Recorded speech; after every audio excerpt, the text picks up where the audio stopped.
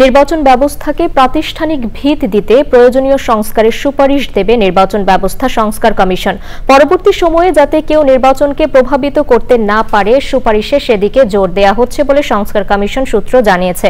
সংসদের জবাবদিহি বাড়াতে দ্বিকক্ষ বিশিষ্ট সংসদের প্রস্তাবের পাশাপাশি নির্বাচনী আচরণবিধি মজবুত করতেও বলবে কমিশন। নাজিব বেগের রিপোর্ট।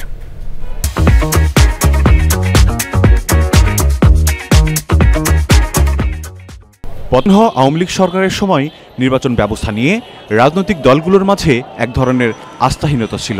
সে কারণেই অন্তর্বর্তী সরকারের উপর সুষ্ঠু নির্বাচন করার প্রত্যাশার চাপ রয়েছে।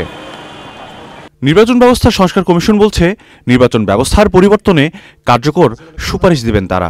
কেয়ারটেকার সরকার দেখেছি, তাদের আন্ডারে নির্বাচন হয়েছে, সেটা ভালো নির্বাচন হয়েছে, সেগুলো সবগুলোই, এবং এটা ছিল একটা টেম্পোরারি ব্যবস্থা। আবার হয়তো এখন যেহেতু অন্তর্বর্তীকালীন সরকার, যেটা এক ধরনের কেয়ারটেকার সরকার, এখন নির্বাচন হলেও ভালো নির্বাচন হবে, কোনো সন্দেহ নাই। কিন্তু আমাদের লক্ষ্যটা হচ্ছে, দেশের মানুষের লক্ষ্যটা বা স্বপ্নটা হচ্ছে যে নির্বাচন ব্যবস্থাকে একটা প্রাতিষ্ঠানিক ভিত্তির উপর দাঁড় করানো, যাতে করে কোনোদিন কেউ কোনো নির্বাচনকে প্রভাবিত করে ফলাফলটাকে অন্যদিকে নিতে না পারে। নির্বাচনী আচরণবিধিতে বেশ কিছু বিষয় যুক্ত করার পরামর্শ দেবে সংস্কার কমিশন।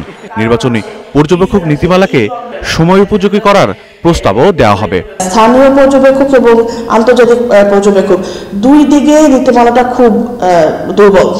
তো সেই পরিপ্রেক্ষিতে আমরা কিছু নীতিমালার খসড়া তৈরি করেছি। রাজনৈতিক দল এবং প্রার্থীদের জন্য একটি সামাজিক যোগাযোগ মাধ্যমের আচরণ বিধিও এটার মধ্যে অ্যাড করেছি। আমরা সবচেয়ে বেশি সুপারিশ পেয়েছি জনগণ এবং অংশীদারদের কাছ থেকে, যে একটা দ্বিকক্ষ সিস্টেম পেতে। ভবিষ্যতে সুষ্ঠু নির্বাচন করার সময় রাজনৈতিক দলগুলোকেও আন্তরিকতার পরিচয় দিতে হবে বলে মনে করেন নির্বাচন ব্যবস্থা সংস্কার কমিশনের এই সদস্যরা। নাজিব বেগ, চ্যানেল আই, ঢাকা।